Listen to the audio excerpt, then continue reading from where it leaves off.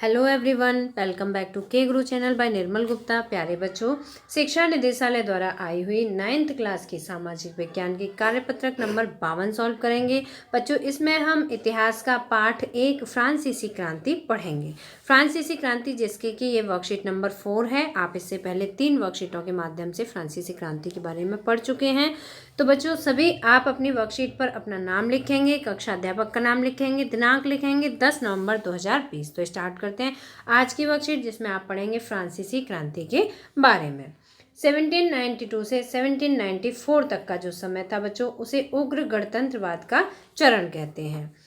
1789 की फ्रांस की क्रांति, 1789 में फ्रांस में क्रांति हुई थी। इस क्रांति का भय यूरोप के अन्य देशों में भी फैलने लगा था। ये जो क्रांति हुई थी बच्चों, इसका प्रभाव केवल फ्रांस तक ही सीमित नहीं रहा था, बल्कि यूरोप महाद्वीप के सभी देशों में भी इसका प्रभाव फैलने लगा था। जो पादरी एवं कुलीन वर्ग फ्रांस से भाग गए थे, उन्होंने क्रांति के विरुद्ध भावना फैलाई।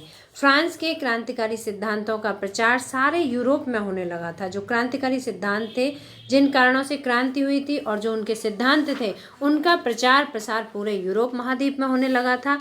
ऑस्ट्रेलिया ने फ्रांस में राजतंत्र को समर्थन दिया। ऑस्ट्रेलिया ने किसको समर्थन दिया था? फ्रांस को। ठीक है, फ्रांस में राजतंत्र को समर्थन दिया था। राजतंत्र मतलब राजा का शासन। राजतंत्र को समर्थन दिया। इसके विरोध में फ्रांस ने ऑस्ट्रिया के विरुद्ध युद्ध घोषित कर दिया। तो इसके अगेंस्ट ये फ्रांस इस चीज़ को नहीं मानना चाहता था। तो फ्रांस ने क्या किया? फ्रांस ने ऑस्ट्रिया के विरुद्ध युद्ध की घोषणा कर दी। उन्होंने इसे निरंकुश राजाओं एवं कुलीनों के विरुद्ध जनता की जंग के रूप में मान लिया। और जो ऑस्ट्रिया थी, उसने क्या माना? इसे निरंकुश राजा और कुलीनों के विरुद्ध मान लिया। वयस्क मताधिकार के आधार पर, वयस्क मताधिकार मतलब जिसमें कि आप सभी जानते हैं कि 18 वर्ष से उम्र के सभी व्यक्तियों को मत देने का अधिकार होता है। तो वयस्क मताधिकार के आधार पर राष्ट्रीय कन्वेंशन का गठन हुआ। ठीक है, तो ये था उग्र गणतंत्रवाद का प्रथम चरण, जिसमें कि फ्रांसीसी क्रांति का जो आतंक था, जो उसका डर था, वो सभी देशों में फैल गया था। यूरोप के जितने भी देश थे, उन सभी में फैल गया था। अब इसके बाद हम पढ़ेंगे नेशनल कन्वेंशन एवं आतंक का राज। ठीक है, किस तरह से आतंक का राज फैला था? तो देखिए, 21 सितंबर 1792 को नेशनल कन्वेंशन का प्रथम अधिवेशन हुआ। प्रथम अधिवेशन कब हुआ था बच्चों? 21 सितंबर 1792 को, जिसमें जैकोबिन एवं जिरोदिस्त दल प्रमुख थे। कौन कौन से दल प्रमुख थे? जैकोबिन दल और जिरोदिस्त, ये दो दल प्रमुख थे। जैकोबिन अनुशासित और संगठित थे। जो जैकोबिन थे, वो अनुशासित और संगठित रहते थे। पेरिस पर इनका प्रभाव था। इनका प्रमुख नेता रोबेस्पियर था। रोबेस्पियर कौन था बच्चों? जैकोबिन का प्रमुख नेता था। दूसरी तरफ जिरोदिस्त थे। ये शिक्षित एवं कुलीन थे। जो जिरोदिस्त थे, ये शिक्षित एवं कुलीन थे, किंतु व्यावहारिक राजनीतिज्ञ नहीं थे। राजनीति में कुशल नहीं थे जितने कि रोबेस्पियर था। इसके प्रमुख नेता थे मैडम रोला। इसके प्रमुख नेता कौन थे? मैडम रोला, बिस्रो आदि। ठीक है बच्चों, ये दोनों इसके प्रमुख नेता थे जिरोदिस्त ग्रुप के। दोनों ही गुट गणतंत्र के हिमायती थे। विदेशी शक्तियों के विरुद्ध युद्ध का समर्थन करते थे। जिरोदिस्तों का मानना था कि क्रांति बहुत आगे जा चुकी है और अब उसका अंत होना चाहिए। जो क्रांति है, फ्रांसीसी क्रांति, उसका प्रभाव बहुत अधिक बढ़ चुका है, तो अब इस क्रांति को समाप्त करना चाहिए। वे और अधिक सामाजिक समानता लाने के विरुद्ध थे। वे स्वतंत्रता पर अधिक जोर देते थे। उधर जैकोबिन लोग समानता पर अधिक जोर देते थे। जैकोबिन थे, जो रोबेस्पियर लीडर था, वो चाहता था कि समानता होनी चाहिए, जबकि जिरोदिस्त जो थे, वो समानता अधिक लाना नहीं चाहते थे तथा निम्न वर्गों के प्रति सद्भावनापूर्ण रवैया रखते थे। तो बच्चों, जो जैकोबिन वर्ग था, वो क्या चाहता था? वो समानता लाना चाहता था, है ना। और निम्न वर्गों के प्रति, जो निम्न वर्ग हैं, जैसे आर्थिक रूप से निम्न हो, है ना, तो उन सभी के प्रति बहुत अच्छी भावनाएं रखते थे। वो समाज में समानता लाना चाहते थे। लेकिन जो जिरोदिस्त वर्ग था, इवन ये पढ़ा लिखा वर्ग था, कुलीन थे, शिक्षित थे, लेकिन फिर भी ये समानता लाना नहीं चाहते थे। अब हम इसमें आगे पढ़ेंगे नेशनल कन्वेंशन का जो गठन हुआ था, उसके समक्ष कौन कौन सी कठिनाइयाँ आई थी, कौन कौन सी परेशानियाँ आई थी। तो देखिए, क्रांतिकारियों ने 1792 में घोषणा कर दी कि फ्रांस का गणतंत्र स्वतंत्रता, समानता और बंधुत्व की भावनाओं पर आधारित है। है ना। इन्होंने क्या घोषणा की थी कि फ्रांस का जो गणतंत्र है, फ्रांस का गणतंत्र स्वतंत्रता, समानता और बंधुत्व की भावनाओं पर आधारित है, ऐसा क्रांतिकारियों ने कहा था। इस घोषणा से यूरोप के निरंकुश शासक भयभीत हो गए ना। निरंकुश मतलब जो किसी के अधीन नहीं थे और जो किसी के अधीन रहना भी नहीं चाहते थे, तो वो निरंकुश शासक थे। निरंकुश शासक मतलब जहाँ पर राजतंत्र था, तो वो सभी इस बात से भयभीत हो गए कि गणतंत्र आएगा। गणतंत्र का मतलब क्या हुआ? लोकतंत्र, मतलब जहाँ जनता का बोलबाला होगा। अब फ्रांस की क्रांति फ्रांस की न होकर पूरे यूरोप की हो गई थी। जो फ्रांस की क्रांति थी वो केवल फ्रांस में नहीं फैली थी, बल्कि यूरोप महाद्वीप के सभी देशों में फैल चुकी थी। अतः यूरोपीय देश क्रांति के प्रसार को रोकने के लिए एकजुट हो गए। सभी देश एकजुट हो गए और इंग्लैंड, हॉलैंड, ऑस्ट्रिया, प्रसा के एक गुट का फ्रांस के विरुद्ध निर्माण किया गया। ठीक है बच्चों, एक गुट बनाया गया और उस गुट में इंग्लैंड, हॉलैंड, ऑस्ट्रिया और प्रसा, ये चारों एक साथ हो गए और ये किसके अगेंस्ट हो गए? फ्रांस के विरुद्ध हो गए।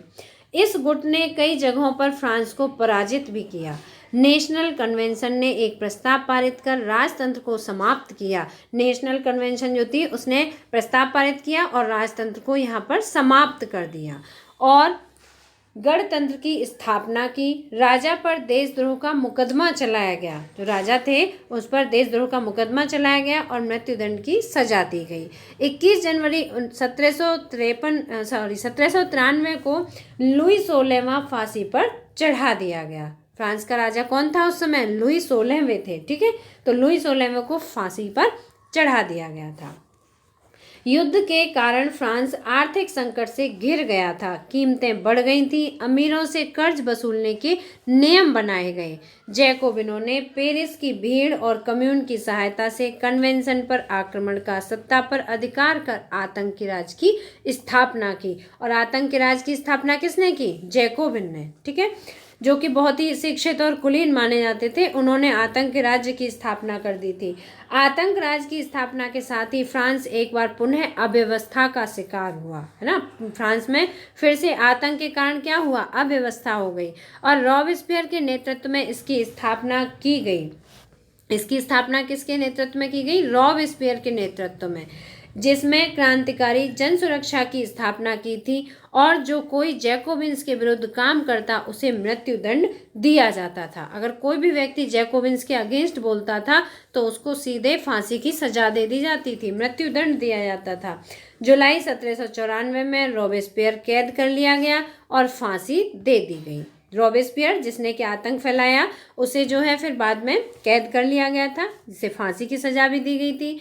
इसके साथ ही आतंक के राज की समाप्ति हो गई और जैसे ही इसको फांसी की सजा दी गई तो इसके साथ साथ ही आतंक का राज भी समाप्त हो गया। आतंक के राज के बाद उदारवादी नेताओं ने देश की सत्ता संभाली। फिर देश की सत्ता किसके बाद पहुंची? उदारवादी नेताओं के पास, और आतंक राज्य की व्यवस्थाओं को भंग कर दिया। आतंक के शासन के दौरान लगाए गए मूल्य और पारिश्रमिक पर से नियंत्रण उठा लिया गया। ठीक है, आतंक जब इसने फैलाया था रॉबेस्पियर ने, तो इसने बहुत ज़्यादा टैक्स लगा दिया था, पारिश्रमिक पर कर लगा दिया था, बहुत सारे टैक्स लगा दिए गए थे। फिर इन टैक्सों को भी समाप्त कर दिया गया। ठीक है बच्चों, तो इस तरह से अभी हमने पढ़ा कि नेशनल कन्वेंशन के सामने कौन कौन सी कठिनाइयाँ आई। अब बच्चों देखो, जो नेशनल कन्वेंशन का गठन किया गया था उसने कौन कौन से कार्य किए थे। तो देखिए, पहला कार्य था राष्ट्रीय शिक्षा नीति अपनाई गई और फ्रेंच को राष्ट्रभाषा घोषित किया गया, है ना। राष्ट्रीय शिक्षा नीति को अपनाया गया और फ्रेंच को राष्ट्रभाषा घोषित किया गया। दूसरा था गुलामी प्रथा समाप्त कर दी गई तथा ऋण न चुकाने पर जेल भेजने संबंधी कानून समाप्त किए। अगर कोई व्यक्ति ऋण नहीं चुका पाता है तो उसे जेल नहीं भेजा जाएगा, ऐसा कानून बनाया गया। थर्ड पॉइंट है सबसे बड़े पुत्र को ही उत्तराधिकार देने के कानून समाप्त कर दिया गया। ऐसा नहीं है कि सबसे बड़ा पुत्र है तो उसी को उत्तराधिकारी बनाया जाए, नहीं, इस कानून को समाप्त कर दिया गया। ठीक है, जिसे भी पिता चाहे उसे अपना उत्तराधिकारी बना सकता है, ये नियम बनाया गया। राजतंत्र को समाप्त कर गणतंत्र की स्थापना दिवस से एक नया पंचांग मतलब कैलेंडर 22 सितंबर 1992 को लागू किया गया। इसके बाद नेक्स्ट पॉइंट है माप तोल की नई पद्धति, ग्राम, लीटर, मीटर, ये सब शुरू की गई, है ना। माप तोल की नई पद्धतियों में ग्राम से तोलना, लीटर से तोलना, मीटर से, तो इन सभी के माध्यम से जो है माप तौल की शुरुआत की गई। नेक्स्ट पॉइंट है काला बाजारी रोकने के लिए राशनिंग व्यवस्था लागू की गई। राशन, जैसे आप सभी जानते ही हैं, राशन व्यवस्था है ना, राशन के माध्यम से राशन कार्ड के माध्यम से राशन देने की प्रथा शुरू की गई। मुआवजा देने की नीति भी समाप्त कर दी गई। मुआवजा मतलब टैक्स देने की जो नीति थी वो भी समाप्त कर दी गई।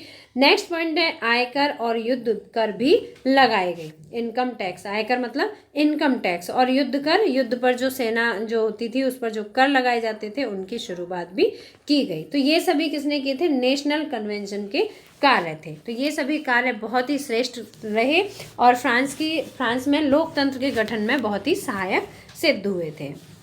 अब बच्चों वर्कशीट पर आधारित यहाँ कुछ प्रश्न हैं। तो पहला प्रश्न पढ़ते हैं, फ्रांसीसी क्रांति से अन्य यूरोपीय शासक क्यों परेशान थे? बच्चों फ्रांसीसी क्रांति के बारे में अभी आपने पढ़ा था 1789 में जो हुई थी। तो देखिए फ्रांसीसी क्रांति से अन्य यूरोपीय शासक क्यों परेशान थे? तो इसके कुछ कारण थे, तो आप यहाँ से लिखेंगे। पहला कारण था पूरे यूरोप में क्रांतिकारी विचारों का प्रसार होने लगा था। जो क्रांतिकारी विचार थे वो केवल फ्रांस तक ही सीमित नहीं रहे थे बल्कि पूरे यूरोप महाद्वीप में फैल गए थे। दूसरा कारण था कुलीन वर्ग को अपने अधिकार छीने जाने का भय था, है ना। जो कुलीन वर्ग था उसको ये भय था कि ऐसा ना हो हमारे अधिकारों को छीना जाए। ठीक है, यहाँ पर आप पढ़ी की मात्रा लगाएंगे, छीने जाने का। ठीक है, इसके बाद नेक्स्ट है थर्ड पॉइंट, फ्रांसीसी क्रांति के बाद शासक वर्ग भी लोकतंत्र के कारण गद्दी छीने जाने के से भयभीत था।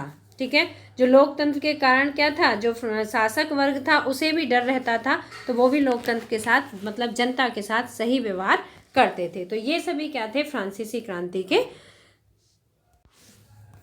इसके बाद बच्चों दूसरा प्रश्न है, रॉबेस्पियर कौन था? ठीक है, रॉबेस्पियर कौन था? तो देखिए दूसरे प्रश्न का आंसर है रॉबेस्पियर जैकोबिन दल का प्रमुख नेता था, जो क्रांति के बाद जैकोबिन सरकार का प्रमुख भी था। ठीक है, जब क्रांति हुई थी उसके बाद वो जैकोबिन सरकार का प्रमुख भी था। प्रश्न नंबर 3 है आतंक का राज क्या था? आतंक का राज क्या था? तो देखिए रॉबेस्पियर के 1793 से 1794 तक के शासनकाल को आतंक का राज कहा जाता है। इस समय के दौरान जैकोबिन सरकार के विरोधियों पर बहुत अत्याचार किए गए तथा हजारों लोगों को मृत्युदंड भी दिया गया था। ठीक है, कोई भी व्यक्ति अगर जैकोबिन सरकार के विरुद्ध बोलता था तो उसे सीधे मृत्युदंड दिया जाता था। तो ये था जैकोबिन सरकार का आतंक का राज, है ना। और उसका जो प्रमुख था वो कौन था? रॉबेस्पियर था। अब बच्चों आपकी वर्कशीट में प्रश्न नंबर 4 दिया गया है। तो देखिए प्रश्न नंबर 4 है नेशनल कन्वेंशन के कौन कौन से कार्य महत्वपूर्ण थे? तो बच्चों जो भी कार्य नेशनल कन्वेंशन ने किए थे वो सभी कार्य महत्वपूर्ण थे। आप यहाँ से ये सभी पॉइंट्स लिखेंगे। नंबर 1, राष्ट्रीय शिक्षा नीति अपनाई, फ्रेंच को राष्ट्रभाषा घोषित किया। दूसरा लिखेंगे आप गुलामी प्रथा की समाप्ति कर दी और ऋण न चुकाने पर जेल भेजने संबंधी कानून समाप्त किया। तीसरा है सबसे बड़े पुत्र को उत्तराधिकार देने का कानून समाप्त किया। फोर्थ, राजतंत्र को समाप्त कर गणतंत्र की स्थापना की। फिफ्थ है मापतोल की नई पद्धतियां शुरू की। और सिक्स्थ है काला बाजारी को रोकने के लिए राशनिंग व्यवस्था लागू की और मुआवजा देने की नीति समाप्त की। और लास्ट पॉइंट है आयकर और युद्ध कर भी लगाए गए। तो बच्चों ये पूरा आपका प्रश्न नंबर 4 का उत्तर है। आप यहाँ से यहाँ तक पूरा लिखेंगे।